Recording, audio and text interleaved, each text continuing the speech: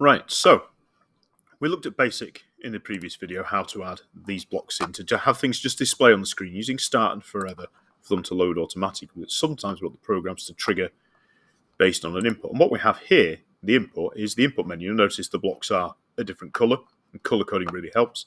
And we've got all sorts of options here to do with inputs on the microbit. Basic ones that all of them have, specific ones for the version 2, with a microphone where it can detect sound, and the logo at the top here becomes a capacitive button with a number of different options. And we've got other things on pins as well, so you can have the pins set as buttons and various other options. A lot of these work as inputs that we can use in other ways. We're going to look at the basics, how to use the buttons and the actual motion to trigger things. We'll come to pins and some of the other options later on.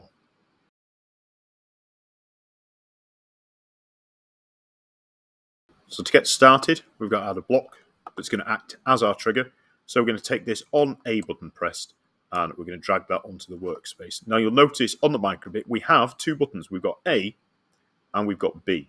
That means we can press A, we can press B, or we could press both of them together. So if we look at this block, it only says A, and if we were to drag another one in, it sort of grays it out and puts the yellow hash mark around it, because we can't have two bits of code set to the same button to run at the same time. It would just get confusing, so it picks the first one that went in. Well, you notice by the A, we've got this little drop-down arrow. So if we click on that, we could then select B. So now we could have something for A and B. And if we drag a third one on, we could put A and B as well. So we could have three different things. And you could, with two microbits, set up a very simple rock, paper, scissors game. So that's a bit of a challenge. But if we just take those out, so trigger events, it's quite simple. Go to basic now, show string, and we'll just use hello again. I could click in here and type in whatever message I want. If I click A, that plays.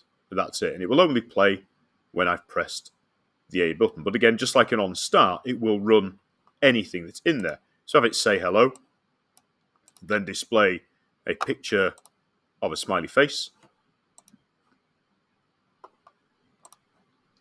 It will play through.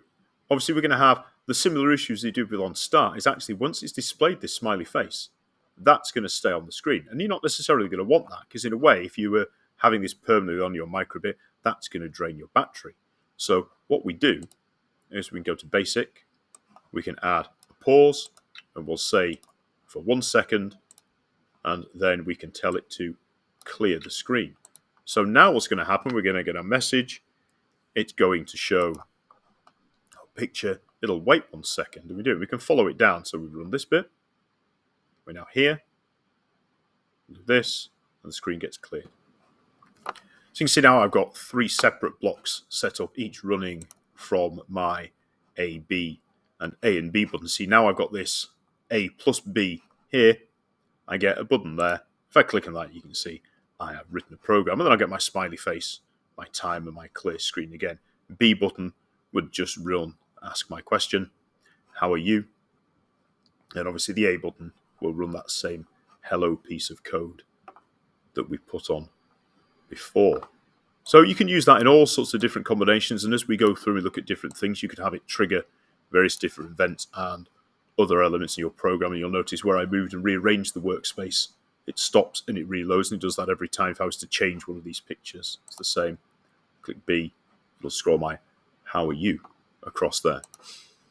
Other blocks then, in terms of inputs, and the only other one we're going to look at right now is this on shake.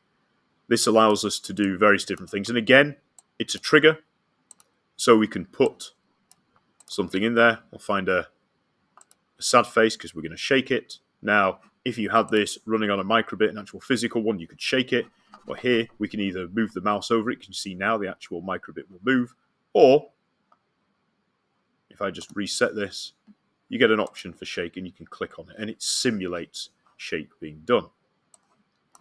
But if we just zoom in slightly, and if I click the drop down on shake, just like we've got on button press, you can see there are more options. We can have it trigger on shake when the logo is moving up, down, when the screen's up, when the screen's down, when you tilt it left, right, free fall, that's dropping it, so it's falling through the air. Not always the best to do.